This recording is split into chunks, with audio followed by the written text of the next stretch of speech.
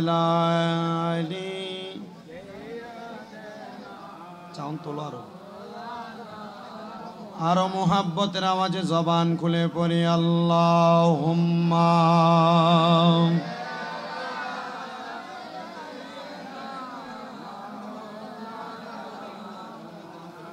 وعلى آل سيد तेरे नस्ले पाक में है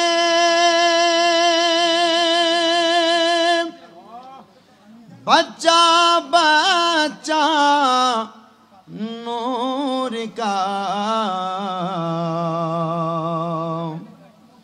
तू है आईने नूर तेरा सब घराना नूर का अल्लाहुम्मा सिनुच्ची गाड़ाई मुन्नर भाई मौलाना मुहम्मद वाला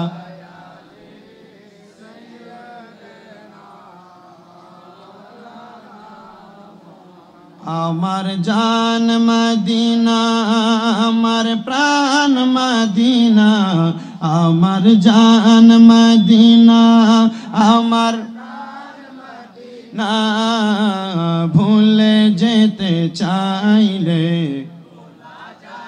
না বলেন ভুলে যেতে মদিনার নাম কি আশিকে রাসূলের অন্তর থেকে কখনো ভোলা যাবে? মহব্বতের আওয়াজে বলেন ভোলা যাবে? ওই মদিনা যাইতে চান কারা কারা দুই হাত সোজা করে আল্লাহকে দেখান। এই দুই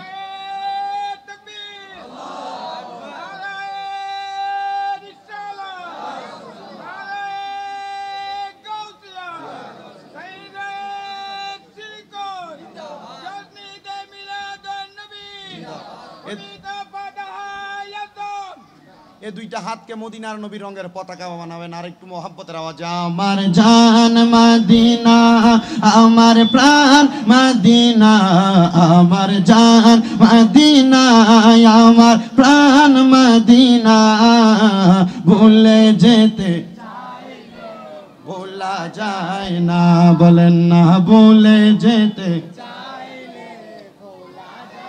মদিনার স্মৃতি গুলো ভাবি বারে বার কবে যাব মদিনাতে রওজা তাহার দেখা দেন গো দয়াল নবী শাহে মদিনা বলেন না দেখা দেন গো দয়াল নবী শাহে মদিনা আমার জান মদিনা আমার না ভুলে যেতে চাইলে না বলেন না ভুলে যেতে ভোলা যায় না আল্লাহুম্মা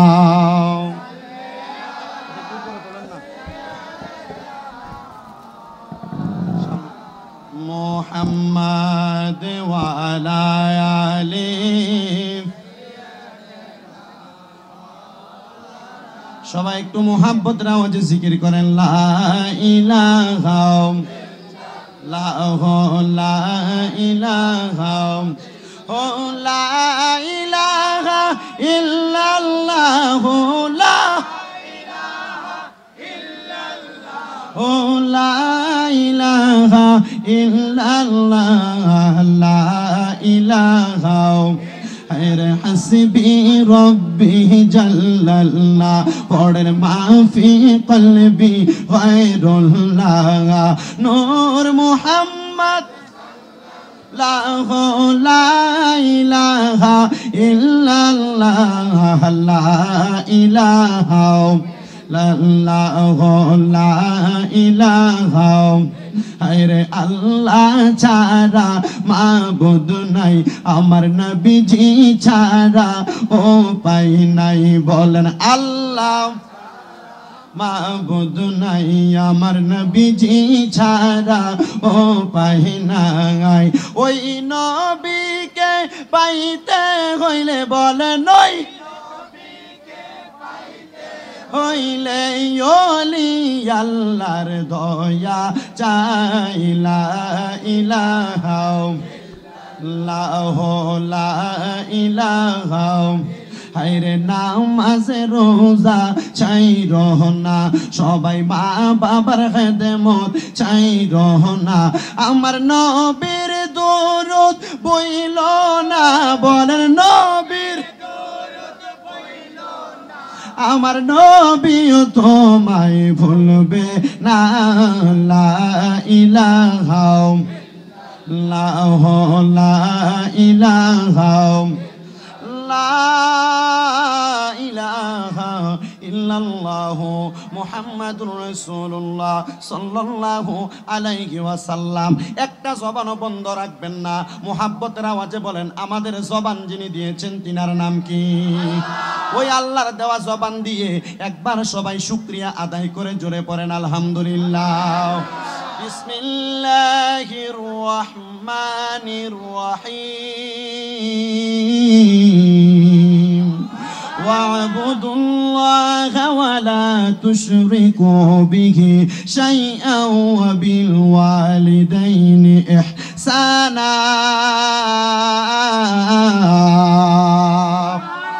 কবির মনোযোগ দিবেন, আলোচনার ধারাবাহিকতা আমি এখান থেকে শুরু করে দিচ্ছি রে বাবারা। আমার আল্লাহ পাক রব্বুল আলামিন কোরআনুল কারীমের সুন্দর একটা আয়াতে কারিমার মাধ্যমে আল্লাহর বান্দাদেরকে তিনটা বিষয়ের কথা জানান করে দেয়। আল্লাহ বলেন ওয়াবুদুল্লাহ, তোমরা আল্লাহর ইবাদত করো, ওয়ালা তুশরিকু বিহি শাইআ, আল্লাহর সঙ্গে দুনিয়ার কোনো কিছুর সঙ্গে তোমরা শিরিক করবে না, ওয়াবিল ওয়ালিদাইনি ইহসানা, এবং তোমরা তোমাদের মাতা পিতার সঙ্গে সদাচরণ করো, আম্মা আব্বার সঙ্গে সৎ ব্যবহার করো। ইয়া রাসূলুল্লাহ, নবী গো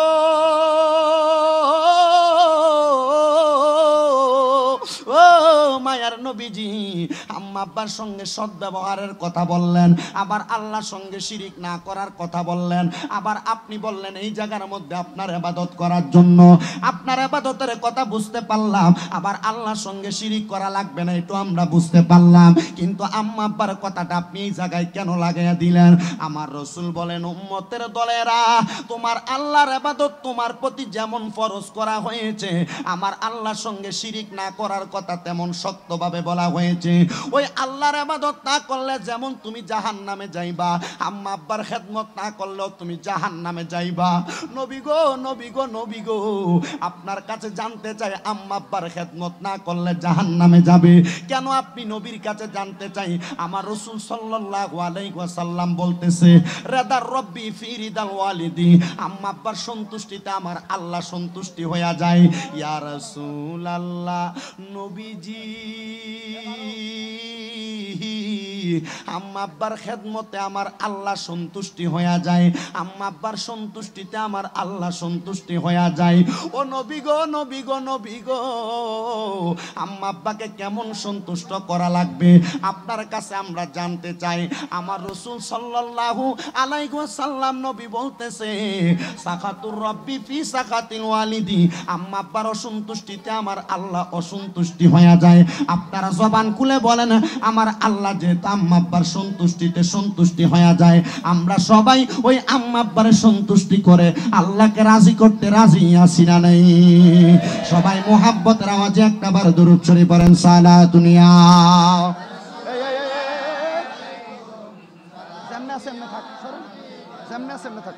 সালাতুন ইয়া রাসূল, ডাক দেন রে যেভাবে আছে সেভাবে থাক। জামালে আশিকা বাশাদ মুহাম্মদ, খেয়ালে ও বড়া বাশাদ আহমদ, সালাতুন ইয়া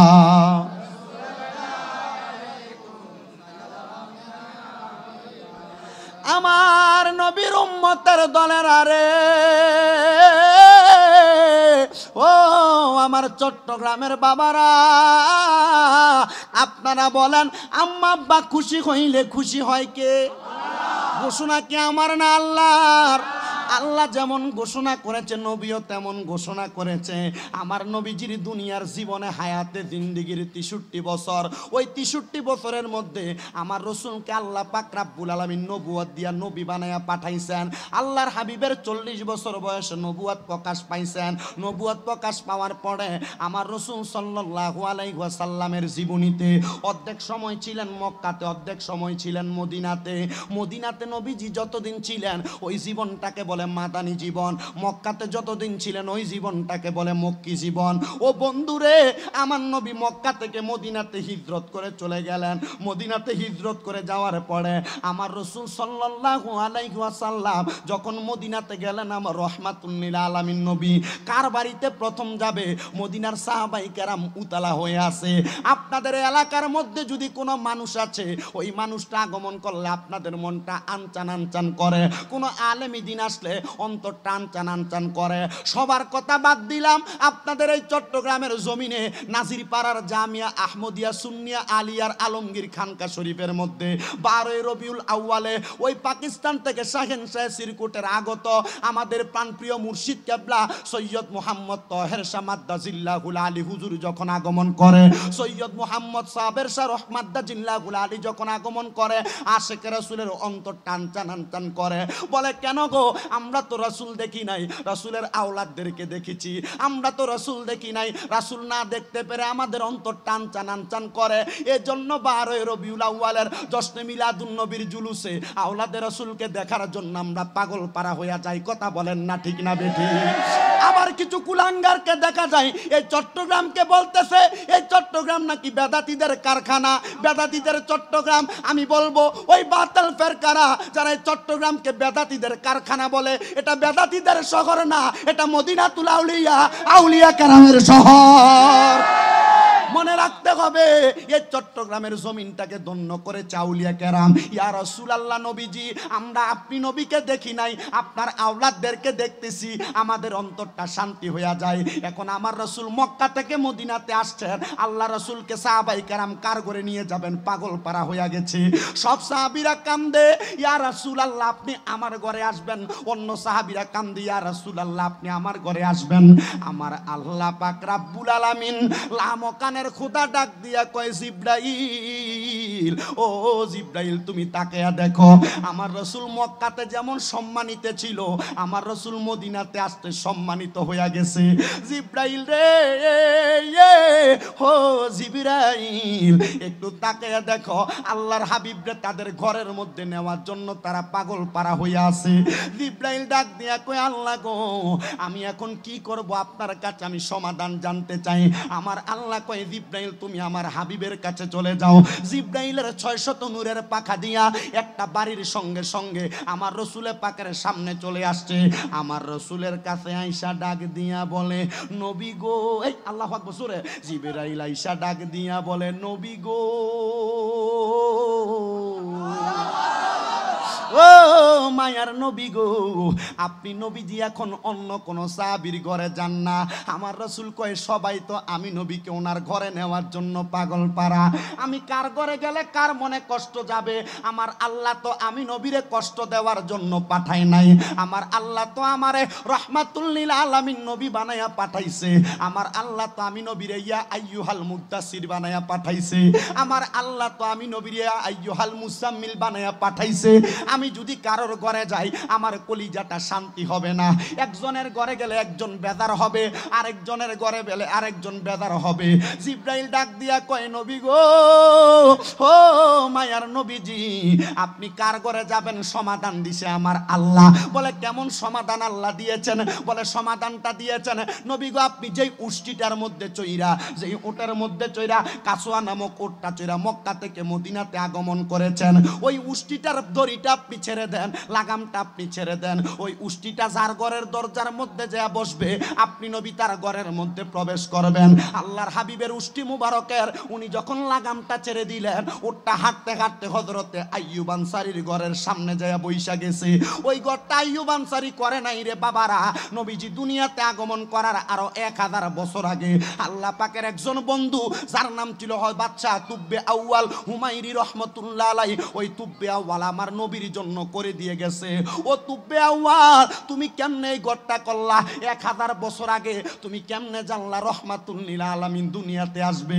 তুব্বে আউয়াল ডাক দিয়া কয়, আমি জানি না রে।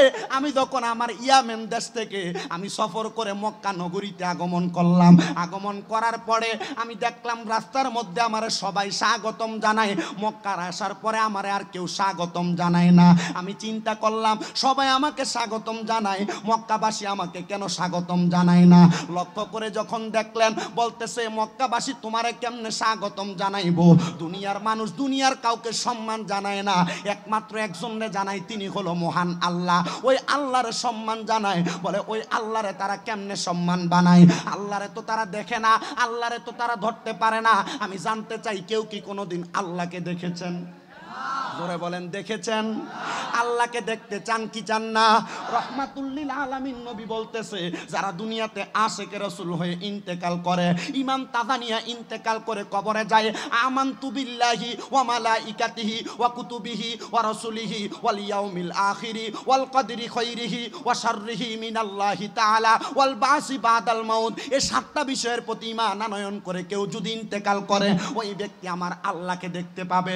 ইয়া রাসূলুল্লাহ, নবী গো, আল্লাহকে কেমনে দেখতে পাবে? আপনার কাছে জানতে চাই। আমার নবী বলে, ওই লাম কানের খোদা, তোমাদেরকে আল্লাহ পাক আমি রাসূলের সূরাতে দেখা দিবে। নুরানি সূরত, রাসূলের সূরত কোন সাধারণ সূরত না। আমার রাসূল সাল্লাল্লাহু আলাইহি ওয়াসাল্লাম মদিনার রহমাতুল লিল আলামিন নবীজি বলতেছেন, উম্মতের দলেরা, তাহলে আল্লাহ দেখার জন্য মোহাব্বত লাগবে। ওই বাদশা তুব্বে আউয়াল হুমায়রি ডাক দিয়া কয়, জগৎবাসী শুনে নাও, আমি যখন কাবা শরীফের কাছে গেলাম, মানুষ বলে আমরা যে আল্লাহরে সম্মান করি, এই বাইতুল্লাহ হলো এই কালো কাবাঘরটা। এবার কাবাঘরের সামনে যাইয়া বাদশা তুব্বে আউয়াল বলতেছে, এই কাবাঘর রাখা যাবে না, কাবাঘরকে ভেঙে ফেলা হবে। বলে বাদশা, এটা কেমন কথা বলো? কাবাঘর তুমি ভাঙবা? এই কাবাঘর মুসলমানের কাবা, এই কাবা তো কোনোভাবে ভাঙা সম্ভব না। বাদশা তুব্বে আউয়াল এমন কথা বলতে দেরি, বাদশা তুব্বে আউয়ালের শরীরটা অসুস্থ হয়ে গেছে। কত ডাক্তার দেখায়, বাচ্চার শরীরটা ভালো হয় না। কত মুখতার দেখায়, বাচ্চার শরীরটা ভালো হয় না। ও বাচ্চা রে, তোমার শরীর কেন ভালো হয় না? বলে ভালো হইব কেমনে? আমি তো এক আল্লাহর ঘর কাবা নিয়ে বাজে মন্তব্য করেছি, আল্লাহর ঘর নিয়ে বাজে মন্তব্য করেছি, আমার কাছে তো ভালো লাগতেছে না। কত ডাক্তার দেখায়, বাদশার ভালো লাগে না। বাদশা বলতেছে, আমার ভালো তো লাগতেছে না, কিভাবে ভালো লাগবে? এবার এলাকার বড় ওলামায়ে কেরামের কাছে গেছে। বাদশা তুব্বে আউয়াল হুমায়রি ডাক দিয়া কয়, হে আলেম ওলামা, আমি তো কোনো ডাক্তারের কাছে গেলাম, আমার কোনো চিকিৎসা পাইলাম না। আলেম ওলামার দলেরা, তোমরা কি আমারে কোনো চিকিৎসা করতে পারবানি? আলেম ওলামা কোনো ওষুধ দিতে জানে না। আলেম ওলামা জবান দিয়া কয়েকটা সূরা পড়া ফু দিয়া পানি দিতে পারে। আলেম ওলামা ওষুধ দিতে পারে না, বুঝে জবান দ্বারা কিছু দুরূদ শরীফ আদায় করে আয়াতুশ শিফা পড়ে ফু দিলে রোগ ভালো হয়ে যায়। আলেম ওলামার এটা পাওয়ার না, এই পাওয়ার দিছেন একজন। জোরে বলেন, তিনি কি? আল্লাহ। আরো জোরে বলেন, তিনি কে? ওই আলেম ওলামার কাছে যাইয়া বাদশা তুব্বে আউয়াল বলে, হে জগৎবাসী, তোমাদের কাছে আমার একটা আবদার। আমি যখন মনে মনে চিন্তা করলাম আমারে মানুষ সম্মান করে না, কাবাকে করে, আমি ওই কাবা ভেঙে ফেলবো, আমার শরীরটা অসুস্থ হয়ে গেছে। এবার আলেমের কাছে গেলাম, ও আলেমেরা, তোমরা আমার একটা রাস্তা দেখাইয়া দাও যেন আমার শরীরটা ভালো হয়ে যায়। আলেম ওলামা যখন এমন কথা বললেন, বলে আপনি মনে মনে কোনো খারাপ চিন্তা করেছেন, এই জন্য আপনার শরীরটা খারাপ হয়ে গেছে। কোনো ডাক্তারের কাজ হয় না। আল্লাহর সাথে বিয়াদবি করলে, রসুলের সাথে বিয়াদবি করলে, কোরআন নিয়ে বাজে মন্তব্য করলে, এগুলার বিচার একজন করে, তিনি আমার আল্লাহ। আপনারা বলেন, যারা আল্লাহকে নিয়ে বাজে মন্তব্য করে, কোরআন নিয়ে বাজে মন্তব্য করে, রসুল নিয়ে বাজে মন্তব্য করে, আপনারা কি তাদেরকে কখনো মোহাব্বত করবেন? মোহাব্বতের আওয়াজে বলবেন, কখনো মোহাব্বত করবেন? আপনাদের এলাকার সুপরিচিত মুখ সাবের আহমদ সাহেব, সাবেক কাউন্সিলর, কিন্তু ওনাকে আমি এখন চিনি না। আমি যখন ওয়াজ করি আজকে 6 বছর, প্রথম বছর আপনাদের এই বিআইডব্লিউ কলোনিতে আসার পর ওনার সঙ্গে সাক্ষাৎ। আমি জানতে চাই, ওনারা কোরআনকে মোহাব্বত করে, রসুলকে মোহাব্বত করে, এই মাহফিলকে মোহাব্বত করে, আউলিয়া কেরামকে মোহাব্বত করে, বিদায় আজকের মাহফিল ওনাকে অতিথি বানাইছেন। যদি উনি মোহাব্বত না করতো, অতিথি বানাইতেন না। ভালোবাসা আছে বিদায় অতিথি বানাইছেন। আপনাদের মনে কোরআনের ভালোবাসা আছে, রাসূলের ভালোবাসা আছে, আউলিয়া কেরামের ভালোবাসা আছে বিধায় এত কষ্ট করে বসে আছেন। কথা বলেন ঠিক না বেঠিক? মাহফিল কমিটির ভাইয়েরা বলেছে হুজুর এত তাবারুকের ইন্তজাম করলাম, আমাদের মনে একটা বিশ্বাস এই মাহফিলগুলারে মানুষগুলারে তাবারুক দিয়ে শান্ত করা যাবে না, তবে তাদের অন্তরের মধ্যে আল্লাহ এবং তার রাসূলের মুহাব্বত দিলে কলিজা ঠান্ডা হবে। কথা কন্যা ঠিক না বেঠিক? নবীর উম্মতের দলেরা গো, আমি কিভাবে শান্ত করব জানি না, একটু মুহাব্বতের সাথে আলোচনা শ্রবণ করবেন। বাদশার শরীরটা আর ভালো হচ্ছে না, অন্তরে চিন্তা করলেন হুজুর আমি মনে মনে খারাপ চিন্তা একটা করেছি, কাবাঘর ভেঙে ফেলবো বলেছি। আপনি আপনার অন্তর থেকে মনের থেকে এই কথাটা উঠে আনেন। বাদশা বললেন শরীর যদি সুস্থ হয়ে যায় আমি ওই কাবাকে যথেষ্ট পরিমাণ সম্মান করব। বাদশা তুব্বে আহওয়াল যখন শরীরটা ভালো হয়ে গেছে গো, বর্তমান কাবা শরীফের মধ্যে দেখবেন কালো গিলাপ লাগানো আছে না নাই? জি জি, কালো গিলাপ লাগানো আছে না নাই? মুহাব্বতের আওয়াজে বলেন কালো গিলাপ লাগানো আছে না নাই? ওই কাবা শরীফের মধ্যে কালো গিলাপ আগে ছিল না। বাদশা তুব্বে আউয়াল শরীর ভালো হওয়ার পরে কাবাতে কালো গিলাপ লাগাইছে। শুধু কালো গিলাপ লাগায় নাই, কাবা শরীফের মধ্যে বাদশা তুব্বে আউয়াল কালো গিলাপের মধ্যে স্বর্ণ দ্বারা খোদাই করেছেন লা ইলাহা ইল্লাল্লাহ মুহাম্মাদুর রাসূলুল্লাহ সাল্লাল্লাহু আলাইহি ওয়াসাল্লাম, আশহাদু আল্লা ইলাহা ইল্লাল্লাহু ওয়া আশহাদু আন্না মুহাম্মাদান আবদুহু ওয়া রাসূলুহু সাল্লাল্লাহু আলাইহি ওয়াসাল্লাম লেখায়া দিছে। বাদশার শরীর যখন ভালো হয়ে গেছে রে বাবারা, ওই বাদশা বলে এই মক্কার পরে আর সম্মানিত কোন জায়গা আছে? বলে ইয়াসরিব নামক একটা জায়গা আছে, ওই জায়গাটার মধ্যে আপনি যাইতে পারেন। এবার বাদশা গেল ইয়াসরিবের মধ্যে। ইয়াসরিবে যায় দেখে মানুষগুলা অহংকারী, যায় দেখতেছে মানুষ সন্ত্রাসী আর রাহাজানি করে।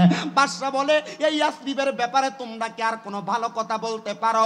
বলে হ্যাঁ, তাওরাত কিতাবের মধ্যে ঈসা নবী বলেছে ওয়াইদ ক্বালা ঈসা ইবনু মারইয়ামা মিন বানি ইসরাঈলা ইন্নী রাসূলুল্লাহি ইলাইকুম মুসাদ্দিকাল লিমা বাইনা ইয়াদাইয়া মিনাত তাওরাতি ওয়া মুবাশশিরাম বিরাসূলিন ইয়াতি মিন বাদি ইসমুহু আহমদ ফালাম্মা জাআহুম বিল বাইয়িনাতি ক্বালু হাযা সিহরুম মুবিন। ঈসা নবী ঘোষণা করেছেন এই দুনিয়ার জমিনে আসমানে যার নাম হবে আহমদ, জমিনে হবে মুহাম্মদ, উনি আগমন করবে ইয়াসরিব নগরীর মধ্যে। হ্যাঁ হ্যাঁ, এবার ওইটা বাদশা তুব্বে আউয়াল বলে যেহেতু ওই নবী আগমন করবে, বাদশা ওই নবীর জন্য একটা সুন্দর ঘর বানাইছেন। আর জোরে বলবেন না সুবহানাল্লাহ।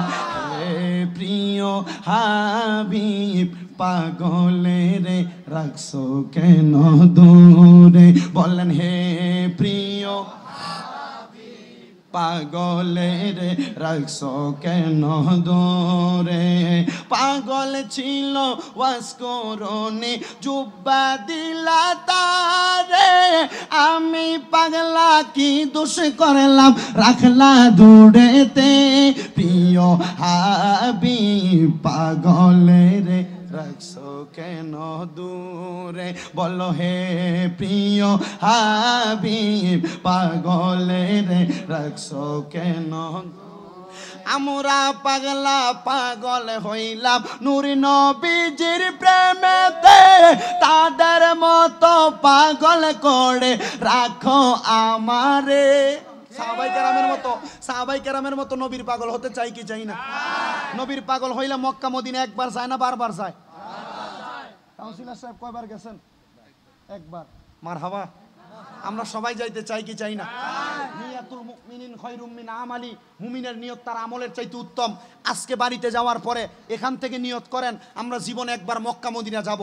20 টাকা দিয়ে একটা ব্যাংক কিনবেন, ব্যাংক কিনা দৈনিক 10 টাকা 20 টাকা করে ফালাইবেন। মক্কা মদিনা যাওয়ার টাকা হোক আর না হোক, আল্লাহ না করুক, যদি আপনি মক্কা মদিনা যাওয়ার আগে ইন্তেকাল করেন আপনার আমল নামায় হজের সওয়াব।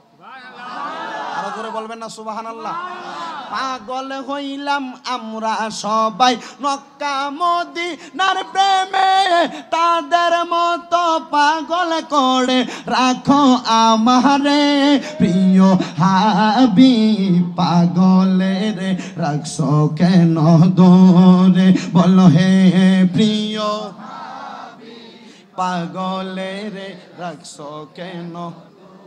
তোমার কত পাগল উম্মত পুরুষ আর নারী সকল ডাকে রাসূল পাবে বলে তোমার যত উম্মত গণ তোমার যত পাগল আশেক পুরুষ বলো নারী গণ তোমায় পাবে বলে কান্দে তোমার যত উম্মত গণ প্রিয় হাবিব পাগলের রাখছো কেন দূরে বলো হে প্রিয় হাবিব রাখছো কেন দূরে বলো হে প্রিয় হাবিব পাগলের রাখছো কেন বাদশা তুব্বে আউয়াল ডাক দিয়া কয় ও জগৎবাসী রে এত সুন্দর একটা ঘর বানাইলাম দুনিয়ার কোন সাধারণ মানুষের জন্য না বানাইলাম আমার মুহাম্মাদুর রাসূলুল্লাহ সাল্লাল্লাহু আলাইহি ওয়াসাল্লামের জন্য জবান খুলে জুড়ে বলা যাবে না সুবহানাল্লাহ জগতের বন্ধুরা রে ও নবীর উম্মতের দল এবার বাদশাটা ওই ঘরটা বানানোর পরে একটা চিঠি লিখলেন চিঠির মধ্যে আমার রসুলকে সালাম জানাইলেন ওই চিঠিটা বাদশা জগতের মানুষকে দিয়া বলে জগতের মানুষ এই চিঠিটা তোমাদের কাছে দিলাম আমার নবী পর্যন্ত তোমরা চিঠিটা আমার রসুলকে দিবা 1 বছর না 2 বছর না 1000 বছর পরে কয় হাজার বছর পরে 1000 বছর পরে আমার রসুলকে চিঠি দেওয়ার কথা বললেন আমার রসুল যখন চিঠিটা পাইব রে বাবারা ওই চিঠিটা ধারাবাহিকভাবে হযরতে আইয়ুব আনসারীর কাছে গেছে আর ওই 2 তালা ঘরটার মধ্যে হযরতে আইয়ুব আনসারী আমার নবীর অপেক্ষা করতেছে ভাগ্যক্রমে আমার নবীর ওই উট মোবারকটা হাঁটতে হাঁটতে হযরতে আইয়ুব আনসারীর ঘরের সামনে যেয়ে বসছে আমার দয়াল নবী রাহমাতাল লিল আলামিন নবীজি এবার ওই আইয়ুব আনসারীর ঘরের মধ্যে গেলেন এবার আমার নবী ডাক দিয়া কয় ও গো আইয়ুব আনসারী তোমার কাছে যে একটা চিঠি আছে 1000 বছর আগের ওই চিঠিটা তুমি আমাকে দাও আইয়ুব আনসারী ডাক দিয়া কয় নবী গো 1000 বছর আগের চিঠি আপনি জানলেন কেমনে সুবহানাল্লাহ আর জোরে বলবেন না সুবহানাল্লাহ আমার নবীর কাছে গায়েবের খবর আছে না আছে জানাইছেন কে আর মোহাব্বতের আওয়াজে বলেন জানাইছেন কে এজন্য একজন আশিক বলে তোমরা শোনো গো মন দিয়া গায়েবের খবরে দেনেওয়ালা আসলেন মদিনায় তোমরা শোনো গো মন দিয়া গায়েবী খবরে দেনেওয়ালা আসলেন মদিনায় হায়রে দয়ালে নবী মায়ারে নবী কান্দেনে মদিনায় বললেন দয়ালে নবী কান্দনে মদিনায় গায়েবী খবর দেনেওয়ালা আসলেন মদিনায় তোমরা শোনো গো মন দিয়া গায়েবী খবর দেনেওয়ালা আসলেন মদিনায় বললেন গায়েবী খবর দেনেওয়ালা আমার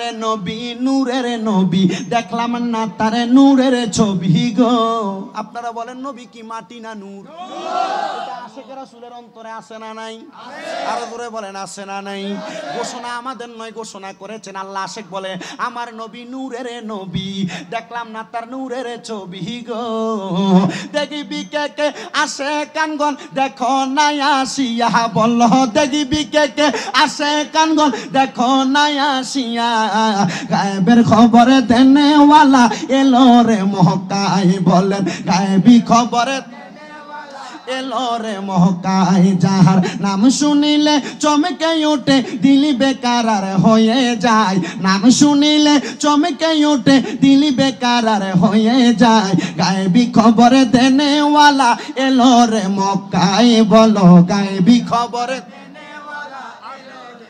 হাজিরে নাজরে আসেন নবী আল্লাহর কোরআনেতে পাবি রে নবী হাজির আছে না নাই এই বিশ্বাস অন্তরে আছে না নাই আন্নাবিয়্যু আউলা বিল মুমিনিনা মিন আনফুসিহিম আউলা বমানা আকরা নফস বমানা রু ইমানদারের জানের চাইতে আরো নিকটে আমার নবী যারা বলবে নবী আমাদের কাছে নাই বলবা তোমার ঈমান নাই ঈমান কারণ ঈমানদারের কাছে নবী আছে, বেঈমানের কাছে নবী। এজন্য আশিক বলে হাদের নাদের আছেন নবী, দেখলাম না তার নূরের ছবি গো। দেখব বলে আশায় আছি, ডেকে বুক বাসাই বল। দেখব বলে আশায় আছি, কেঁদে বুক বাসাই।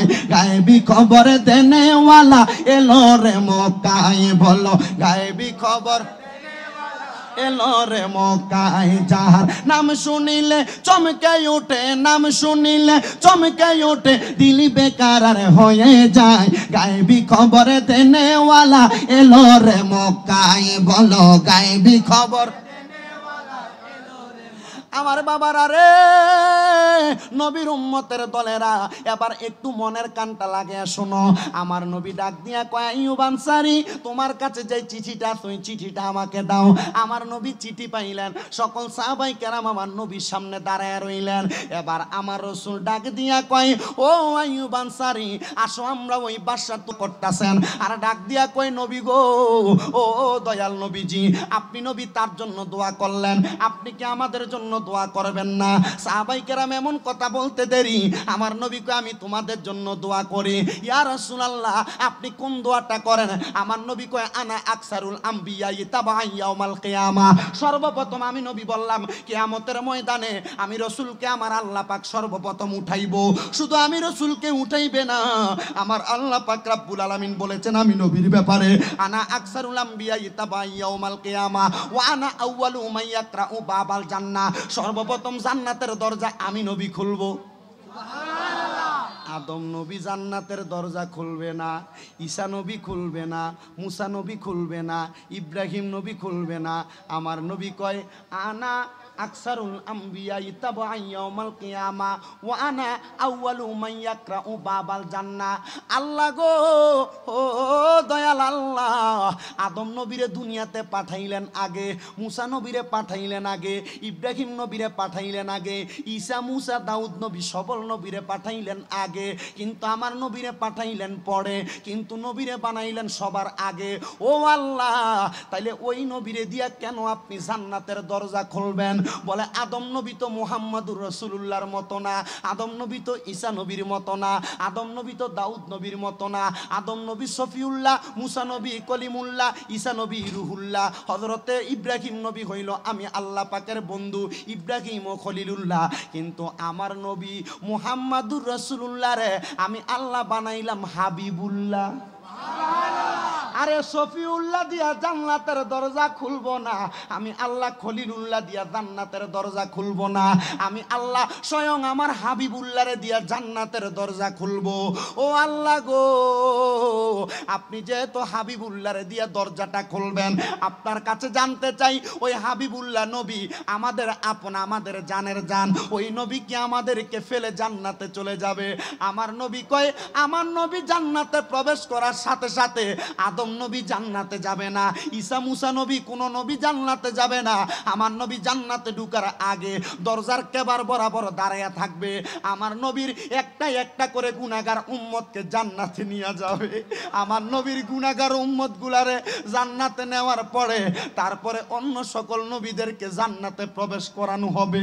ও নবী কেন গো, কেন আপনার উম্মতের এত দাম আপনার কাছে জানতে চাই। আমার নবী কয় আমার উম্মতেরাই আমারে বড় ভালোবাসে, আমার উম্মতরা আমি নবীরে বড় মুহাব্বত করে, তাদের সন্তানের চাইতে, স্ত্রী পুত্রের চাইতে, দন দৌলতের চাইতে আমি নবীরে বড় ভালোবাসে। যদি ভালো না বাসতো আজকে এত সুন্দর করে নবী প্রেমিক তরুণ পরিষদের ভাইয়ারা এই ইব্রাহিম খান কন্ট্রাক্টর রোডের মধ্যে মসজিদ গল্লিয়ে সরাই পাড়ার জমিনে এই জান্নাতের বাগান তার এত টাকা খরচ করতো না। ওই ভাইয়েরা এই টাকাগুলা কেন খরচ করলা? বলে আমরা মরার সময় নবীর দিদার চাই। এত টাকা খরচ না কইরা গান বাজনার আয়োজন করতে পারতা, ব্র্যান্ড পার্টি করতে পারতা, গানের শিল্পী দিয়া নাচানাচি করাইতে পারতা। নবীর মাহফিল কেন করলা? মিলাদুন নবী কেন করলা? বলে আমরা জানি আজকে যদি আমরা জান্নাতের বাগানে নবীর প্রেমের সয়লা আশিকদের অন্তরে লাগাইতে পারি গো, আমরার মরার সময় একবার আমার নবী আমরার কাছে আসবে। শুধু নবী আসবে না, এই গুনাহগারদেরকে কবরে রাখার পরে আমার নবীজির কুল মুবারকের মধ্যে নিব। ও নবী গো, এই সরাই পাড়ার নবীর প্রেমিক তরুণ যুব সংঘের ভাইদেরকে আপনি আপনার নুরানি কুল মুবারকে নিবেননি। নবী গো, পর্দার আড়ালে আপনার কত পাগল নি উম্মতেরা বইসা রইছে। আজকে মিলাদুন নবীর উসিলায় আপনি নবী তাদেরকে দিদার দিবেননি। নবী কেমনে দিদার দিবেন আপনার কাছে আমরা জানতে চাই। হয়তো ঘুমের ঘরে, নয়তো মরার আগে, নয়তো সাখারাতের বিছানায়, নয়তো আমাদের ইন্তেকালের পরে কবরে নবী দিদার চাই, নবী আপনার দিদার চাই। আশেক সুরে সুরে বলে একবারে দিদার দিবেন গো নবীজি, আমার নয়ন ভরে তোমায় দেখবো। একবারে দিদার দিবেন গো নবীজি, আমার নয়ন একবারে দিদার দিবেন গো নবীজি, আমার নয়ন ভরে তোমায় দেখব। সাহাবায়ে কেরাম বলে নবীজি আপনি তো জান্নাতের দরজা খুলবেন, আমাদেরকে নিয়ে যাবেন। আপনারা বলেন আমরা সবাই নবীর সঙ্গে জান্নাতে যাইতে চাই কি চাই? এ দূরে বলেন চাই কি চাই না? কারা কারা যাইতে চাই দুইটা হাত উঠাইয়া দেখাইয়া দেন। আল্লাহ যেন একবার আমাদেরকে মদিনার নবীর সঙ্গে জান্নাতে যাওয়ার তৌফিক দেয়। নবী প্রেমিক তরুণ পরিষদের ভাইয়েরা এত সুন্দর আয়োজন করেছে, কিয়ামত পর্যন্ত এই আয়োজন যেন করতে পারে সেই তৌফিক যেন দান করে। আরো মুহাব্বতে বলেন আমিন, আরো মায়ার সুরে বলেন আল্লাহুম্মা আমিন। সালাতুনিয়া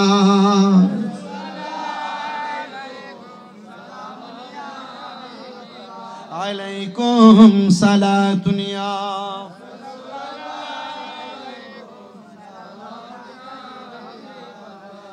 इश्क़ महबूब खुदा जिसे दिल में हासिल नहीं, लाखों मोमिन हो मगर ईमान में कामिल नहीं। साला दुनिया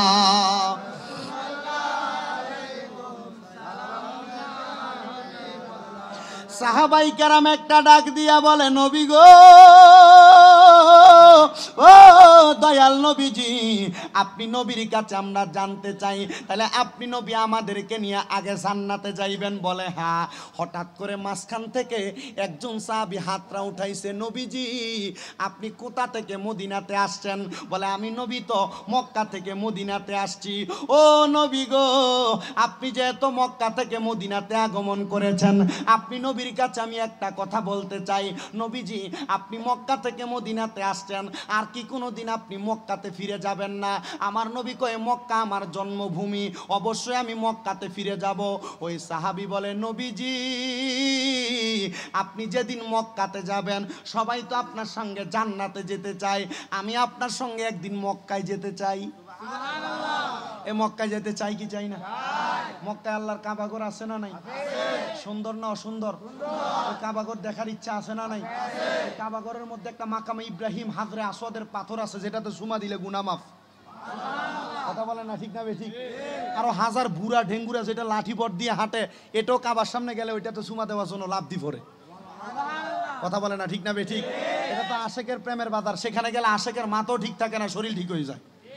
কথা বলেন ঠিক না বেঠিক? ওই কাবাঘরে যাইতে চাই কি চাই না? ওই দিন আমি ছোট্ট একটা ভিডিও দেখলাম, সবাইকে ধাক্কা দিয়ে মক্কা শরীফের যে প্রহরীরা আছে, পুলিশরা আছে, প্রশাসন আছে, এরা সবাইকে বাধা দিয়ে রাখছে। পিচ্ছি ছোট্ট একটা বাচ্চা, এটা তাদের হাতের নিচে দিয়ে দৌড়াই যায় কাবা শরীফের মধ্যে সুমা দিতে। আমাদের কি এই মনটার ভিতরে ইচ্ছা নাই মক্কা যাইতে? মদিনা যাইতে মন চায় না? আশেক বলতেছে ওরে সাদে মিঠে না রওজা দেখে, রওজা দেখে, রওজা দেখে, সাদে মিঠে না রওজা দেখে, রওজা দেখে, সাদে মিঠে না রওজা দেখে, যা দেখে রওজা দেখে। কি উপমা দিব আমি আমার মুখে, কি উপমা দিব আমি আমার মুখে, স্বাদ মিঠে না রওজা দেখে, রওজা দেখে, যা দেখে স্বাদ মিঠে না রওজা দেখে। নামাজ আল্লাহর সালামে নেয় না, আল্লাহ পাকে সালাম দেওয়া ওয়াজিবি করলেন নবীজিকে। নামাজ শরীকার জন্য, কিন্তু আল্লাহকে কোনোদিন নামাজে সালাম দেননি। আসসালামু আলাইকা আইয়ুহান নাবিয়্যু বলে নবীকে সালাম দেন। আশেক বলে নামাজ আল্লাহর সালামে নেয় না, আল্লাহ পাকে সালাম দেওয়া ওয়াজিবি করলেন নবীজিকে। সালাম দেওয়া ওয়াজিবি করলেন নবীজিকে। ওই নবীকে বাসলে ভালো থাকবি সুখে, ওই নবীকে বাসলে ভালো থাকবি সুখে। সাদে মিঠে না রওজা দেখে, রওজা দেখে, রওজা দেখে সাদে মিঠে না, রওজা দেখে, রওজা দেখে সাদে মিঠে না, রওজা দেখে, রওজা দেখে, রওজা দেখে। একটা জবানও বন্ধ রাখবেন না, চিৎকারে মেরে বলেন ইয়া রাসূলুল্লাহ। এবার সব সাহাবী কয় নবী গো আপনি তো মক্কায় যাবেন, আমরা মক্কায় যাব না, আমরা আপনার সঙ্গে জান্নাতে যাব। শুধু একজন সাহাবী বলে মক্কায় যাব। সুবহানাল্লাহ।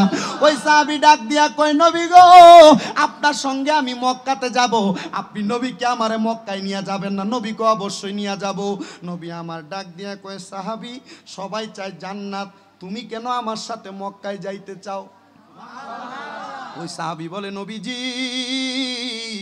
ও মায়ার নবীজি আপনি মক্কাতে যাবেন, আল্লাহ না করুক আপনার সঙ্গে আমি যদি মক্কাতে যাই, যাওয়ার সময় যদি ইন্তেকাল করি, অথবা মক্কায় থাকা অবস্থায় ইন্তেকাল করি, মক্কার সাথে আসার সময় যদি ইন্তেকাল করি, ইয়া রাসূলুল্লাহ আপনি নবীকে দেখে দেখে মারা যাব। আপনি নবীকে দেখে যদি মারা যায়, আপনি নবীকে দেখে যদি মারা যায়, আমার জীবন ধন্য হয়ে যাবে। আরে একটা দুঃখের কথা আপনাদের কাছে বলি রে বাবারা, আজকে আমার কাছে আসরের নামাজের পরে একটা ফোন কল আসছে। ওই ফোনের মধ্যে একজন মুরব্বী রংপুর থেকে আমাকে কল করেছে। ওই রংপুর বিভাগের বগুড়া থানা নামক একটা, বগুড়া জেলা নামক একটা এলাকা আছে, ওই বগুড়া এলাকা থেকে ওই মুরব্বী আমাকে কল দিয়ে বলে হুজুর আপনার কাছে আমার একজন ভাতিজি অল্প কিছুদিন আগে ফোন করে আপনার কাছে দোয়া চাইছিল, বেশি দিন হবে না, মনে হয় 13 থেকে 14 দিন হবে। আমার কাছে ফোন দিয়ে বলছে বাবা আমি আপনারে বড় মোহাব্বত করি, বড় ভালোবাসি, আপনার ওয়াজগুলো আমি শুনতে বড় পছন্দ করি। বাবা আপনার ওয়াজ শোনার পরে আমি মনে মনে চিন্তা করেছি আমি জীবনে একবার উমরা করব। আমি আমার জীবনে উমরা করার জন্য আমি সর্বপ্রথম 2টা বকরি কিনেছি। বকরিগুলা কিনা আমি এগুলা লালন পালন করে বিক্রি করে একটা দুধের গরু কিনেছি। ওই গরুটার আমি বিক্রি করে 2টা গরু ক্রয় করেছি। এবার কোরবানির ঈদে ওই গরুগুলো আমি বিক্রি করেছি। বিক্রি করার পরে আমার কাছে কিছু টাকা হয়েছে, ওই টাকাগুলা দিয়া আমি উমরা হজে যাব। আব্বা জান আপনাকে দেওয়ার মতো আমার কাছে কোনো কিছু নাই। আব্বা আপনি বলেন না আমি যদি মক্কা শরীফ থেকে আপনার জন্য একটা জায়নামাজ আনি, আব্বা জান মক্কা শরীফ থেকে আপনার জন্য একটা তাসবিহ আনি, মক্কা শরীফ থেকে আপনার জন্য একটা পাঞ্জাবির কাপড় আনি, আপনি আমার হাদিয়াটা গ্রহণ করবেননি? আমি বলছি মা আপনার মক্কা যাওয়ার টাকা নাই, আপনি আমার জন্য হাদিয়া আনা লাগবে না, শুধু আপনি আমার একটা সালাম রহমাতুল্লিল আলামিনের দরবারে দিবেন। মহিলা বলছে আব্বা কবুল করলাম, আপনার সালাম রহমাতুল্লিল আলামিনের কাছে দিব। আমি বলছি মাগো মক্কা শরীফের সামনে যে আমার জন্য একটু দোয়া করবেন। উনি বলছে আপনার জন্য দোয়া করব। বাবা রে আজকে আমাকে ওনার চাচাটা ফোন দিয়া বলে বাবা জান আপনি যে আমার ওই কলিজার টুকটা ভাইয়ের মেয়েটার জন্য দোয়া করেছেন, উনি হজ করার জন্য গেছে, যাওয়ার 3 দিনের মাথায় উনি ওই জায়গার মধ্যে স্ট্রোক করেছে।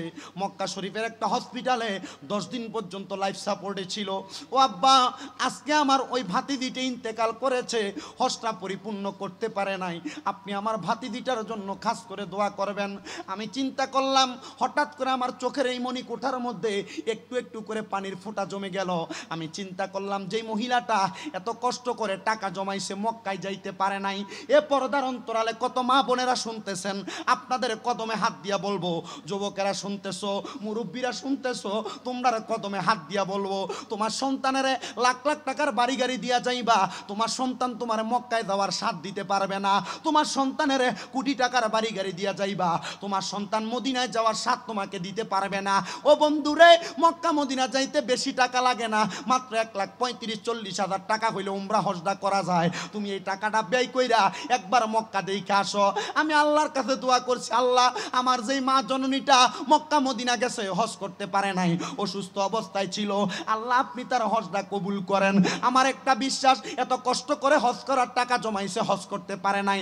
আপনারা বলেন আল্লাহ চাইলে তার আমল নামায় হজের সওয়াব দিতে পারে কি পারে না? আরো জোরে বলেন পারে কি পারে না? আমরা যদি এমন নিয়ত করি, আল্লাহ আমাদেরকে এমন একটা ক্ষমতা দিবে।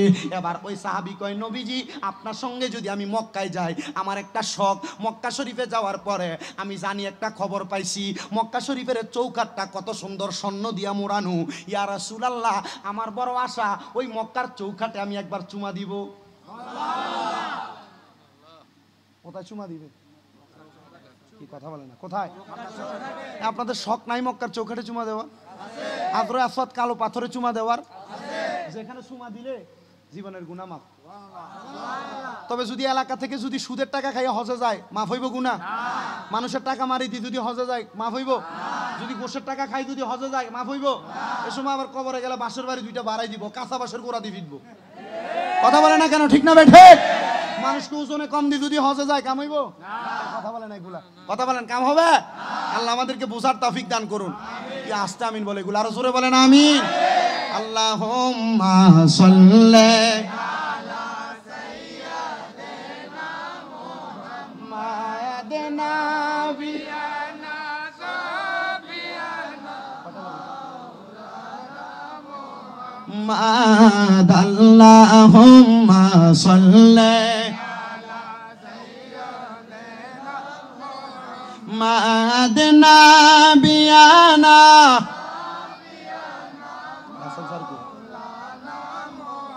ওই সাহাবী ডাক দিয়া বলে, নবীজি আমি মক্কা শরীফের চৌখাটে চুম্বন করব। আমার নবী কয়, সাহাবী কবুল করলাম। ওই সাহাবী বাড়িতে চলে গেল, আর আমার নবীর দরবারে আসে না। একদিন হয়ে গেছে, ওই সাহাবী মদিনা শরীফে আসে না। 2 দিন হয়ে গেছে, ওই সাহাবী মদিনা শরীফে আসে না। 3 দিন হয়ে গেছে রে বাবারা, ওই সাহাবী মদিনা শরীফে আসে না। আমার নবী অন্য সাহাবীদেরকে খবর দেয়, খবর নাও খবর নাও, ওই আমার সাহাবী আজকে 3 দিন কেন মদিনাতে আসে না? আমার নবীজি যখন কথা বললেন, সাহাবাই কেরাম খবর নিলেন। ওই সাহাবীর বাড়ির মধ্যে ওই সাহাবীর বুড়ো একজন আম্মা জান বড় অসুস্থ আছেন। অসুস্থ বুড়ো মা জননীর খেদমতের মধ্যে পড়ে আছে। ওই সাহাবী আমার নবীজির দরবারে আসে না। আমার দয়াল নবী রহমাতুল লিল আলামিন নবীজি এবার ওই সাহাবীকে ছাড়া রওনা করলেন মদিনা থেকে মক্কার দিকে। আরো জোরে বলবেন না সুবহানাল্লাহ? মদিনার দিকে যখন রওনা করলেন রে বাবারা, আমার দয়াল নবী রহমাতুল লিল আলামিন নবীজি একা একা মদিনাতে চলে যাচ্ছেন। আর যেই সাহাবী বয়ের মধ্যে বুড়া মা জননীর খেদমত করতেছে, একজন যাই ওই সাহাবীকে খবর দেয়, এরে সাহাবী তোমার আম্মা জান বাড়ির মধ্যে বড় অসুস্থ, তুমি তো বাড়িতে পড়ে আছো, তুমি আমার নবীরে বলেছিলা তোমার যেন যাওয়ার সময় মক্কায় নিয়ে যাই। বলে হ্যাঁ, আমার নবী তো তোমাকে ছেড়ে দিয়ে একা একা মক্কায় চলে যায়, তুমি কি আমার নবীর সঙ্গে মক্কায় যাবে না? ওই সাহাবী ঘরের মধ্য থেকে একটা দৌড় মারলেন, আল্লাহর হাবিবের সামনে যাইয়া দাঁড়াইয়া ডাক দিয়ে বলে, ফিদাকা আবি ওয়া উম্মি ইয়া রাসূলুল্লাহ, আমার মা বাবা আপনার কদমে কোরবান হোক। নবীজি, হো মায়ার নবীজি, আপনি না বলেছিলাম আপনি মক্কায় যাওয়ার সময় আমার নিয়ে যাইবেন? আমার নবী কই বলেছিলা? নবীজি আপনি যে আমার সারা মক্কায় একা একা চলে যাচ্ছেন। আমার নবী ডাক দিয়া কয়, এ সাহাবী তুমি বলেছিলা তোমার মক্কায় নিয়ে যাওয়ার জন্য, কিন্তু আমি খবর পাইলাম বাড়ির মধ্যে তোমার মা বাবা বড় অসুস্থ, তুমি তোমার আম্মার খেদমত করতেছো। ইয়া রাসূলুল্লাহ, হ্যাঁ হ্যাঁ আপনার কথাটা সত্য, আমি আমার আম্মা জানের খেদমত করতেছি। আমার নবী বলে মক্কায় যাওয়া লাগবে না, বাড়িতে তোমার আম্মা জানের খেদমত করো। নবীজি মক্কার চাইতে কি আমার আম্মার সম্মান বেশি নাকি মদিনার চাইতে আমার আম্মার সম্মান বেশি নাকি? আমার নবী কয়, কলা নাম, অবশ্যই তোমার আম্মার সম্মান মক্কার চাইতে বেশি। ইয়া রাসূলুল্লাহ, আমি চাইছিলাম মক্কার চৌকাঠে চুমা দিতে। আমার নবী কয়, ও পানের সাহাবী তোমার মা কি বেঁচে আছে নাকি? ইয়া রাসূলুল্লাহ, আমার মা এখনো বেঁচে আছে, যাও যাও বাড়ির মধ্যে যাও, বাড়ির মধ্যে যাইয়া তোমার মায়ের পায়ের মধ্যে চুমা দাও। আল্লাহর কসম রে আল্লাহর কসম, তোমার আম্মা জানের কদমের মধ্যে চুমা দিলে ওই মক্কার চৌকাট না, স্বয়ং আমার আল্লাহর জান্নাতের চৌকাটে চুম্বন করার সওয়াব পাইবা।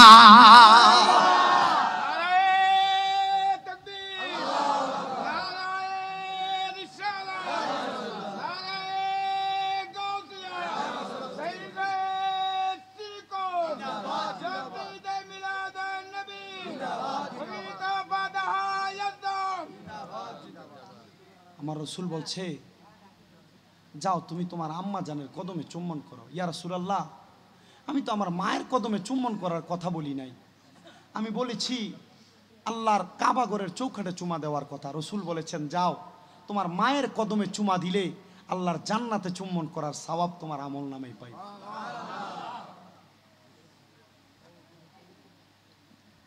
ওই সাহাবী চোখের পানিগুলা ছেড়ে দিয়ে কান্দে, ইয়া রাসূলুল্লাহ নবীজি, আমি আমার আম্মা জানের কদমের মধ্যে চুম্বন করার কথা বললেন, কিন্তু আজকে এই জান্নাতের বাগানে পাহাড়তলিতে আমার যেই ভাই বাবারা হাজির হয়ে গেছেন, আজকের মাহফিলে এমনও সন্তান আছেন, যদি আপনাদেরকে বলি আপনারা কোনোদিন আপনাদের মায়ের পায়ে চুমা দিছেন কিনা জানি না, 10-5 জন লোক পাবো কিনা জানি না, এই জায়গার মধ্যে 8-10 জন লোক আমি পাবো কিনা। বাবারে, আম্মা আব্বার কদমে আপনি চুম্বন করেন না, বলে হুজুর 2 ঈদে মা বাবার পায়ে ধরে সালাম করার সুযোগই তো আমি পাই না, চুম্বন করব কখন? আমার বন্ধুরা, শুধু আম্মা আব্বার কদম ধরে সালাম করার কারণে, আম্মা আব্বার কদমে চুম্বন করার কারণে আমি ছোট মানুষ হইতে পারি, আল্লাহ আমারে সম্মানের মর্যাদার চেয়ারের মধ্যে বসাইছেন। এই কম বয়সে আমি গুনাহগারকে দিয়ে আল্লাহ 6-6টা মাদ্রাসা করাইছেন, শুধু আমার মা বাবার দুয়ার বরকতে। ও আব্বুজিরা, আজকের মাহফিলে তো এমনও সন্তান বসছ যারা তোমরার মারে ভাত দাও না, তোমরার বাবারে ভাত দাও না, আম্মা আব্বারে জুদা করে দিছ। আম্মা আব্বা এক বেলায় করে খায়, আরেক বেলা আরেক ঘরে খায়। তোমার আম্মা আব্বা ভিক্ষা করে পর্যন্ত খাওয়া লাগে, মানুষের কাছে চাইয়া চেয়ে খাওয়া লাগে। এক সপ্তাহ এক ভাইয়ের ঘরে খানা, আরেক সপ্তাহ আরেক ভাইয়ের ঘরে ঘরে খানা। তোমার মা বাবা তোমার এই জন্য জন্ম দেয় নাই, তোমার মা বাবা তোমার জন্ম দিয়েছে তোমার মা বাবার বুড়া বয়সে তুমি তারা লালন পালন করার জন্য। তুমি কি ভুলে গেছো তোমার আম্মা আব্বার কষ্টের কথা? ঘরের মধ্যে যদি 3 টুকটা মাছ রান্না হইতো, 1 টুকটা তোমার মা তোমারে খাওয়াইতো, 1 টুকটা তোমার বাবা খাইতো। মা মায়ের মাছের টুকরাটা রাইখা দিত, আমার সন্তান রাত্রবেলা মজা করে খাবার খাবে। মা জননী জুল দিয়া খানা খাইয়া ফেলাইতেন। অন্তরের মধ্যে মায়া লাগে না, একটু কষ্ট লাগে না? এখন তুমি লক্ষ লক্ষ টাকার মালিক, প্রত্যেক সপ্তাহে প্রত্যেক মাসে তোমার বাড়িতে কত মেহমান আসে, কিন্তু তুমি তোমার আম্মা জানরে 1 লোকমা ভালো খাবার খাওয়াইতে পারো না। কি হবে তোমার টাকা দিয়া? কি হবে তোমার পয়সা দিয়া? এই টাকা পয়সা দিয়ে তোমার কোনো লাভ হবে না, তুমি তোমার যদি আম্মা আব্বার মুখে একটু ভালো খাবার না খাওয়াইতে পারো। এ পাহাড়তলির যুবক, পাহাড়তলির মুরব্বীরা, একটা বার তুমি তোমার কদমগুলা পারলে আমার সামনে দাও, শামীম ব্রাদার জিব্বা দিয়া তোমার কদম আমি পরিষ্কার করে দিব। যদি কেউ তোমাদের মা বাবার মনে কষ্ট দিয়া এই জান্নাতের বাগানে আইসা থাকো, তোমার মতো সুতার আমার দরকার নাই, তোমার মতো মাহফিলের সুতার আমার দরকার নাই। যদি আম্মা আব্বার সাথে এমন কোনো অন্যায় করে থাকো, আজকে মাহফিল থেকে বাড়িতে যাইবা, আম্মার পাগুলা ধরবা, আব্বার পাগুলা ধরবা, ধরে ডাক দিয়া বলবা, মা ও আমার আব্বা জান, আল্লাহর হস্তে আমাকে মাফ করে দেন। যতক্ষণ পর্যন্ত তোমার মা বলতেছে মাফ করে দিছি, পাও ছাড়বা না। যতক্ষণ পর্যন্ত তোমার বাবা বলেছে মাফ করে দিছি, পাও ছাড়বা না। জানোরে সন্তান, যাদের দুনিয়াতে আব্বা নাই তারা মনে মনে চিন্তা করে, চোখগুলা লাল করে দিছে। হুজুর যাদের বাড়িতে বাবা আছে তারা বাড়িতে যায় বাবার পায়ে ধরে মাপ চাইবে। আমার তো বাড়িতে আব্বা নাই, আমি কার পায়ে ধরে মাপ চাইব? হুজুর যাদের বাড়িতে মা আছে তারা বাড়িতে যে আমার পায়ের মধ্যে ধরে মাপ চাইব। আমার তো বাড়িতে মা নাই, আমি কার পায়ের মধ্যে ধরে মাপ চাইব? এ সন্তানের দল, আজকে পর্দার অন্তরালে আমার কত মা বোনেরা বসে আছে, পাহাড়তলিতে মাহফিল, বাবার বাড়িতে আসছে, কিন্তু ঘরে যায় দেখতেছে তাদের বাবা বাড়িতে নাই, আব্বা অন্ধকার কবরে, মা বাড়িতে নাই, মা কবরে। ওই মারে মাটি দিয়ে আজকে কেমনে মাহফিলে বইসা রইছ?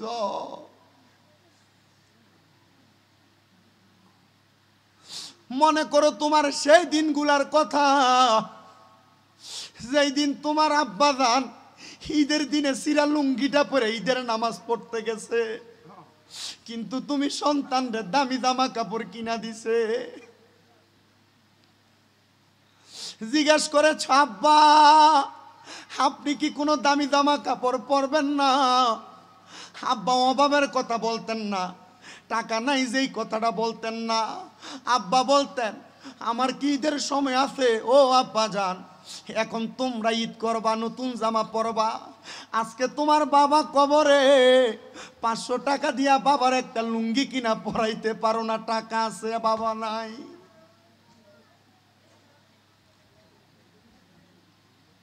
এ পর্দার অন্তরালের আম্মুজিরা, হে মাহারা সন্তানেরা, ভুলে গেছো তোমার আম্মার কষ্টের কথা। যেই মা কাপড়ের আঁচলের মধ্যে 10 টাকা বেচ দিয়ে রাখতো, স্কুলে যাওয়ার সময় তুমি সন্তানের হাতে দিয়া দিত। আম্মার কাপড় ছিঁড়া থাকলে মা উল্টে পাল্টে পড়তো, কিন্তু তুমি সন্তানরে এই জামা কাপড়ের টাকা দিয়া দিত। আজকে তোমার মা কবরে, তোমার কাছে হাজার হাজার টাকা, মার একটা কাপড় কিনা পরাইতে পারো না।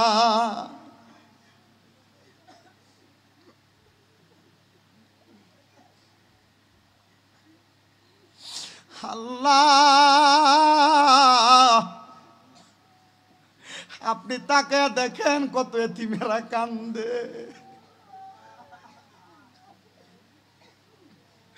আপনি তাকে দেখেন কত সন্তান কান্দে।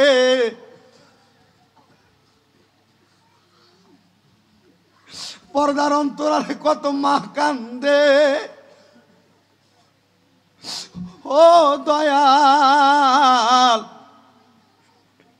বাড়িতে গেলে সবার মুখ দেখে, জনম দুঃখী মারে দেখেন। আল্লাহ, এই টাকা পয়সা ধন সম্পত্তি মায়ের কানের দুধগুলা বন্ধ করে দিছে, সন্তানকে বিদেশ পাঠাইবার দেখা, সন্তান ব্যবসা করবার লাগা মার গলার চেন বিক্রি করে দিছে। আজকে সন্তান লাখ লাখ টাকার মালিক, কিন্তু তার মা নাই, বাপ নাই, কোরবানি দিতে পারতো না, কাঁদে। বাড়িতে গেলে আব্বার পুরান লুঙ্গিটার দিকে তাকাইলে চোখের পানিগুলা বায়া বায়া পড়ে, আম্মার পুরান জামা কাপড় গুলার দিকে তাকাইলে চোখের পানি বায়া বায়া পড়ে। ও আল্লাহ, যাদের মা নাই, যাদের বাবা নাই, আমার নবী না বলেছে, কোন সন্তানের মা মারা যাওয়ার পরে, কোন সন্তানের বাবা মারা যাওয়ার পরে, ওই সন্তান যদি চোখের মণিকোঠার মধ্যে একটা মাছির মাথা পরিমাণ পানি ছেড়ে কান্না করে, ওই পানি মাটিতে পড়ার আগে আমার আল্লাহ তার মা বাবার জীবনের গুনাহ মাফ করে দেয়।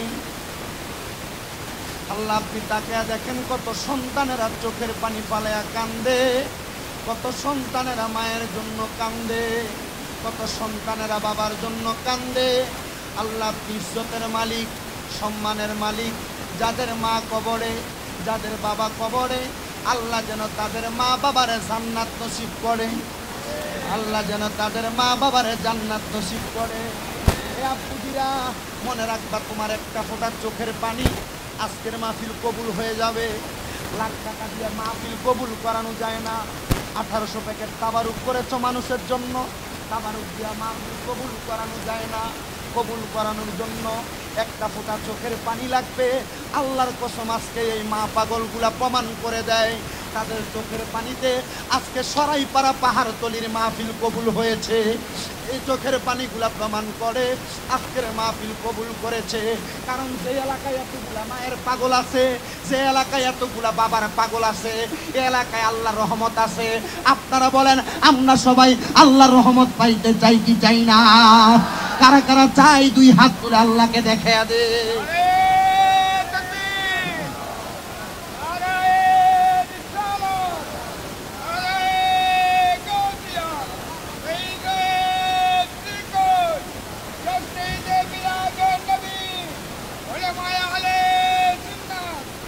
বাবাকে তোমরা কাবা জানিও, মদিনা জানিও, মাকে যদি গো তারা বেঁচে থাকে। বাবাকে কাবা জানতে বলেছে, মাকে মদিনা জানতে বলেছে। আল্লাহর কসম, ওই মার মনে কষ্ট দিয়ে মক্কা মদিনা যাবেন, হজ কবুল হবে না। ওই মা বাবার মনে কষ্ট দিয়ে নামাজ পড়বেন, কবুল হবে না।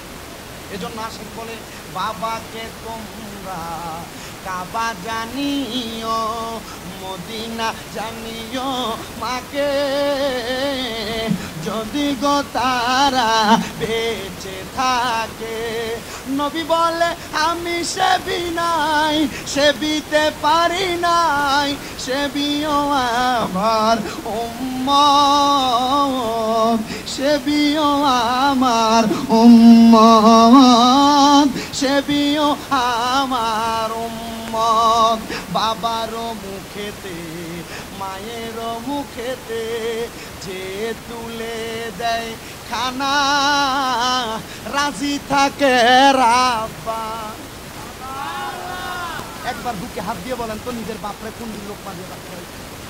একবার বুকে হাত দিয়ে বলেন নিজের আম্মাকে কোন দিন লোকমা দিয়ে ভাত খাওয়াই?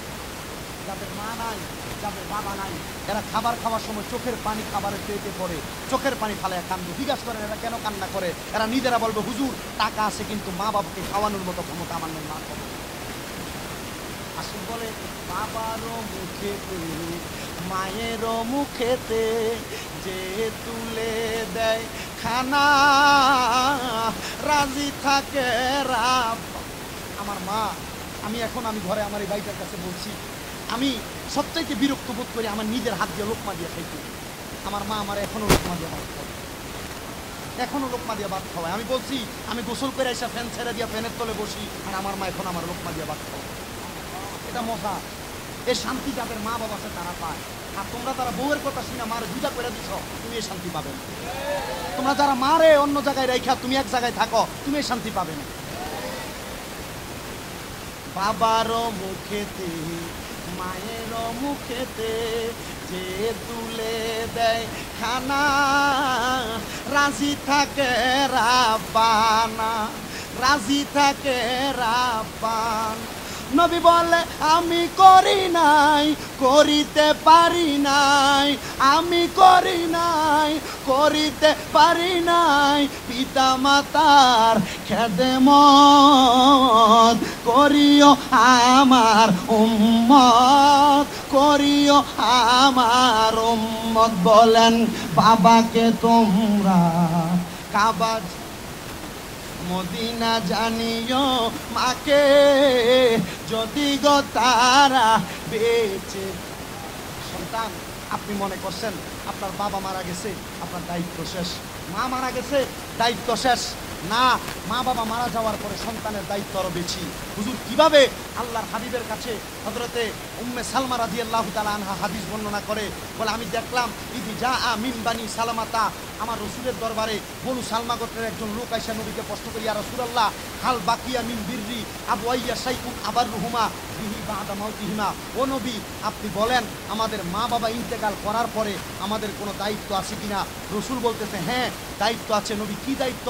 নবী বলে 1 নাম্বার আসসালাতু আলাইহিমা, তোমার মা বাবার জন্য তোমরা দোয়া করো। আরো জোরে বলবেন না সুবহানাল্লাহ। এখন তো মা বাবার নামে দোয়া করাইলে বাতিল ফেরকারা বলে ফাতিহা করা জায়েজ না। কথা বলেন ফাতিহা করা জায়েজ না বলে না।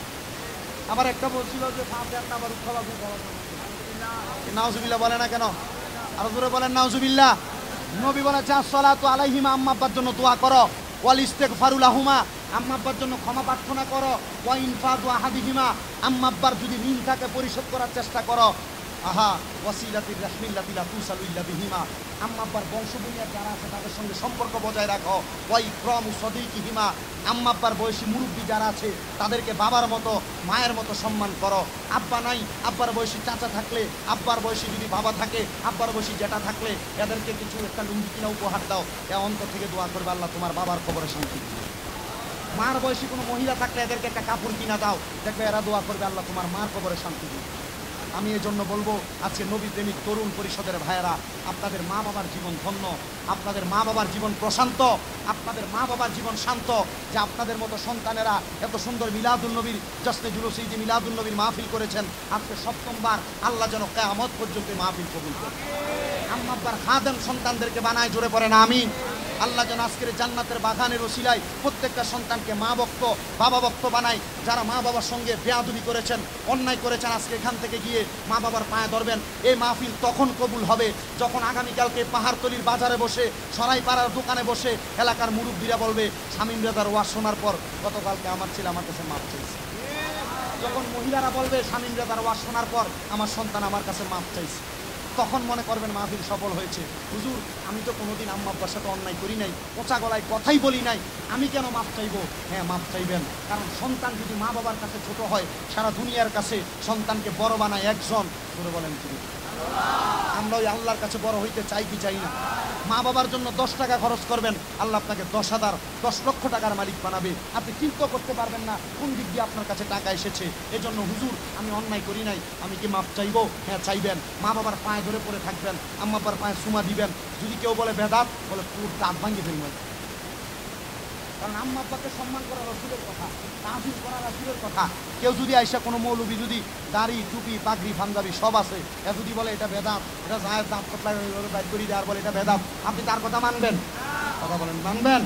এজন্য একজন আশেক বলে, ওরে বর্তমানে বাতিল ফেরকা বিশ্ব গেছে বরে, যুক্তি তর্কে সরল মনা লোকের ঈমান, চুরি করে থাইকো হুঁশিয়ারে মুমিন থাইকো হুঁশিয়ারে, চলছে ধর্ম নিয়া বাড়াবাড়ি আগুনিমা নের বাজারে থাইকো হুঁশিয়ারে মুমিন থাইকো হুঁশিয়ারে। উম্মত হবে ৭৩ দল, ৭২ দল যাইবে রে তো, বলিয়াছেন নবীদনে দেখা হাদিস খুলে। ওরে বর্তমানে বাতিল ফেরকা, আরে বর্তমানে তারার দল বিশ্ব গেছে বরে, ওরে যুক্তি তর্কে সরল মনা লোকের ঈমান, চুরি করে থাইকো হুঁশিয়ারে মুমিন থাইকো হুঁশিয়ারে। নবীর তাজিম মিলাদ কিয়াম আহলে বয়াতের সম্মান, করিতে আউলিয়ার সন্ধান বলছেন পরওয়ারে। ওরে সব কথা শুনলে তাদের মাথায় বাড়ি পড়ে। কথা বলেন কারা? এই মিলাদুন নবীর মাস আসলে দেখবেন ভাদ্র মাসে কুত্তা যেমন পাগল হয়ে যায়, এগুলা মিলাদুন নবী আসলে পাগল হয়ে যায়। কথা বলেন ঠিক না বেঠিক? তা আপনারা কি এদের সাথে আছেন নাকি? ও কয়দিন আগে একটা চ্যালেঞ্জ করছে যে মিলাদুন নবী জায়েজ নাই, কে প্রমাণ করতে পারবে? তো আমাদের চট্টগ্রামের জাহাঙ্গীর হুজুরে এর বিরুদ্ধে এর চ্যালেঞ্জ গ্রহণ করেছে। আবার কিছু আলেমকে দেখা গেছে জাহাঙ্গীর হুজুরের বিরোধিতা করতেছে। এরা বলতেছে জাহাঙ্গীরের যোগ্যতা নাই, জাহাঙ্গীর কেন এর বিরুদ্ধে এর পক্ষে নিয়ে চ্যালেঞ্জ গ্রহণ করে? আর জাহাঙ্গীরের যোগ্যতা নাই, তবু মিলাদুন নবীর ব্যাপারে বাজে মন্তব্য করায় জাহাঙ্গীর চ্যালেঞ্জ গ্রহণ করেছে। তোমরা এলেম আছে বিদায় তোমরা তো গ্রহণই করো না। কথা বলেন না কেন? ঠিক না বেঠিক? ওনার এলেম নাই তবু উনি গ্রহণ করেছে। আর এলেম থাক আর না থাক, আশিক রাসূলের অন্তর মিলাদুন নবীকে নিয়ে বাজে মন্তব্য করার কারণে অন্তর কেঁপেছে, এই জন্য চ্যালেঞ্জ গ্রহণ করেছে। আমি দেখেছি অনেক বড় বড় আলেমরা জাহাঙ্গীর হুজুরকে নিয়ে ট্রল করতেছে। কথা বলেন, জাহাঙ্গীর হুজুরের যোগ্যতা নাই, আপনার যোগ্যতা আছে, আপনি গ্রহণ করেন না কেন? আর মিলাদুন নবী চ্যালেঞ্জের বিষয় না, মিলাদুন নবী এটা নিয়ে বাতিল ফেরকাদের সাথে কোনো বহস মুনাজারার বিষয় না, মিলাদুন নবী আশিক রাসূলের অন্তরের প্রেমের বিষয়। কথা বলেন না ঠিক না বেঠিক? মিলাদুন নবী শব্দটার অর্থ আগে তারা জিজ্ঞাসা করবেন। এ বলবে মিলাদুন নবী মানে নবীর জন্ম। তারা জিজ্ঞাসবেন নবীর জন্মে তুমি খুশি না ব্যাপার? বলে আমি খুশি। তো নবীর জন্মে তুমি যদি খুশি হও তাহলে আমাদেরকে ঈদে মিলাদুন নবী করলে আমাদের ঈদ বেদাত বলো কেন? ঈদ দুইটা বলো। বলে এই যে ঈদ যেটা বাংলাতে ঈদ, এটা আরবিতে, যেটা বাংলাতে খুশি এটা আরবিতে ঈদ। কথা বলে না কেন? দেখবেন আপনাকে প্রশ্ন করবে মিলাদুন নবীর মাস, এটারে তোমরা ঈদে মিলাদুন নবী বলো, দুই ঈদে তো নামাজ আছে, তোমরা নামাজ পড়ো না কেন? এরা ব্যাক করলে করবেন তো সাফা দাঁত ফালাই তোমার দরকার বেয়াদব। মিলাদুন নবীতে ঈদের নামাজ পড়বে, এটা ঈদ যে বলছো, সব ঈদের ভিতরে নামাজ নাই। সব ঈদের ভিতরে আরাফার দিন তো ঈদের দিন। কথা বলে আরাফার দিন কিসের দিন? এইগুলা কথা বলে না। কিসের দিন? আরাফার দিন ঈদের দিন, এই দিনে নামাজ আছে। মারহাবা কয় না। উল্টা আরাফার দিনে মাগরিবের নামাজ রোজা করা, মাগরিবের নামাজ এশারের ওয়াক্ত পড়া। মাগরিবের নামাজ কোন ওয়াক্তে পড়া? এশারের ওয়াক্ত পড়া। ওই টাইমে মাগরিবের নামাজ পর্যন্ত মাগরিবের ওয়াক্তে পড়ে না। মারহাবা করে না। এটা যারা হজ করতে যায় তাদের উপর নিয়ম হাদিসে আছে না? আপনি কি মনে করছেন এরা আপনাকে বাতিল ফেরকা, এরা মিলাদুন নবী না জায়েজ বলবে, আপনারা কি মানবেন? এরা বলে মিলাদুন নবী কোরআনে নাই, হাদিসে নাই, ইসবাতে নাই, কিয়াসে নাই। এরা বলবা মিলাদুন নবী কোরআনে আছে, হাদিসে আছে, ইসবাতে আছে, কিয়াসে আছে, মিলাদুন নবী তুই ব্যাককলের কপালে নেই। কথা বলেন না ঠিক না বে ঠিক? এই মিলাদুন নবী দ্বারা অস্বীকার করে, এরা কি ভালো না বাতিল? এদের পথে বলো তুমি যেদিকে ইচ্ছা এদিকে চলো, আমরা মিলাদুন নবী আশিকের রাসূল, আমরা মিলাদুন নবীর কথা বলি। কথা বলে না ঠিক না বে ঠিক? আবার এরা মন্তব্য করতে থাকে মিলাদুন নবী আসলে চট্টগ্রামে আলমগীর খানের কাছে পাকিস্তান থেকে সায়েন্সের সিরকুটের আওলাদদেরকে এনে এরা গাড়ির মধ্যে ফুল সাজাইয়া কত সুন্দর এরা যত জিনিস মিলাদুন নবী জিনিস করে, এরা এগুলা পাইছে কই? বলে এদেরকে উত্তর দিয়ে দিবা, বলে আমরা তো রসুল দেখি নাই, রসুলের আওলাদকে দেখেছি, এদেরকে দেখে আমরা রসুলকে দেখার জ্বালানি খাই। এ কথা বলেন ঠিক না বেঠে? আপনারা এগুলো অন্তরে রাখবেন। আমাদের দ্বন্দ্ব হবে বিধর্মীদের সাথে নাকি? একবারে বিধর্মীদের সাথে আমাদের কোনো দ্বন্দ্ব নাই, কারণ ইসলাম ধর্ম শান্তির ধর্ম। ইসলাম ধর্মের মধ্যে বিধর্মীদের জায়গা আছে না নাই? এগুলো কথা বলেন আছে না নাই? বিধর্মীদের সাথে মারামারি করা যাবে, কাটাকাটি করা যাবে। এখন দেখা যায় বিধর্মীর সাথে আমাদের কোনো দ্বন্দ্ব নাই, দ্বন্দ্ব হচ্ছে মুসলমানে। বলে তোমরা মুসলমান নামে কামে না। কথা বলে না ঠিক না বে ঠিক? আবু জাহেল আল্লাহ রসুলের দরবারে যাইতেন কিন্তু ইমান আনে নাই। উতবা সাহেবা নবীর দরবারে যাইতেন, ইমান আনে নাই। এরাও দেখবেন আপনার সাথে তালে তাল মিলে চলবে। মিলাদুন নবী বেদাত না সাহেব বলবে, আবার মিলাদুন নবীর গরুর গোশতের বিরিয়ানি খাইলে, মহিষের বিরিয়ানি খাইলে কি মজা। হ্যাঁ আগে তো ওরাই মিলাদুন নবীর তাবারুক খাওয়ানোর লাগে। এগুলো শয়তান। এগুলো কি? কারণ শয়তান দুনিয়া তো সাইডে আর বেদার মুসলিম কয়বার? এ কথা বলে না কয়বার? এর মধ্যে একবার নবীদের মিলাদুন নবীর দিন শয়তান বেদার হয়েছে। কখন বেদার হয়েছে? নবীর মিলাদুন নবীর দিন। তো মিলাদুন নবীর কথা শুনলে যারা বেদাল হবে তাহলে মনে করবেন এগুলো ইমানদার না। এগুলো কি? এ কথা বলেন এগুলো কি? শয়তান। আমাদের কুমিল্লাতে দেখেন বিধর্মীদের সাথে দ্বন্দ্ব না থাকতে পারে।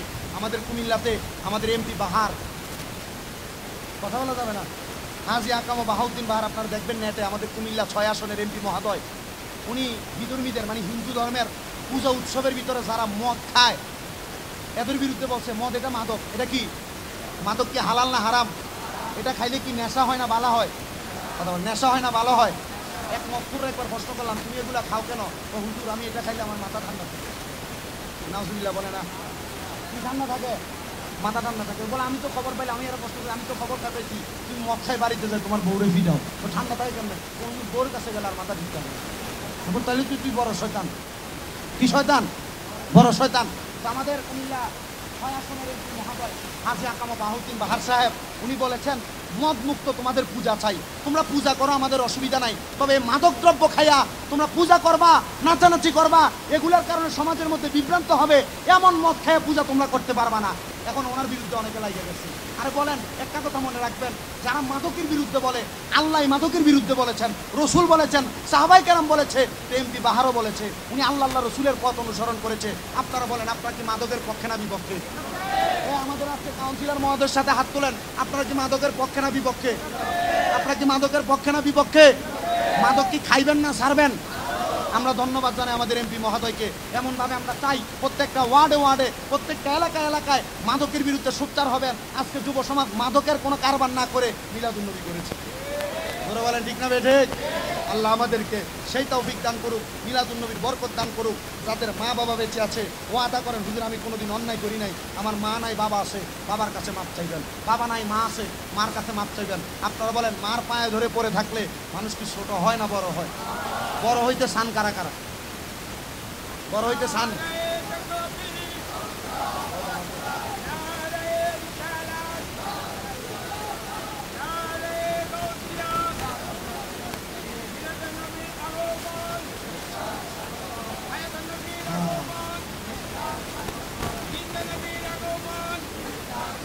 সবাই জুড়ে বলি মারহাবা। আল্লাহ যেন আমাদের অন্তরে মিলাদুন নবীর প্রেম, মিলাদুন নবীর ইশক, মিলাদুন নবীর ভালোবাসা জারি করে দেন। এটা আসতে আপনারা আমিন বললেন, আমিন বলতেও কিপটামি দেন।